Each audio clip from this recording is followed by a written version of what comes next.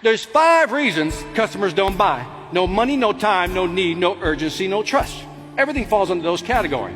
It's never about the money. It's never about price. Have you ever bought something that cost just a little bit more, but you bought it from somebody you trust, right? We've all done that. It's never about time. Show me the value, I'll make the time. Tell me I need it, that's not enough. The key phrase here is urgency. See, our job as salespeople is to create a sense of urgency. And sometimes the customer doesn't see it. They're so focused on price, they don't see how bad they need it.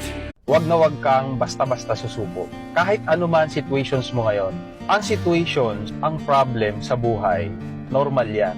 Pero tandaan mo palagi, hindi yan permanent. Kaya kahit anong situations meron ka ngayon, lagi mong tandaan, lilipas at lilipas din yan. Matatapos at matatapos din yan. Kahit gaano pa ka-challenging situations mo right now,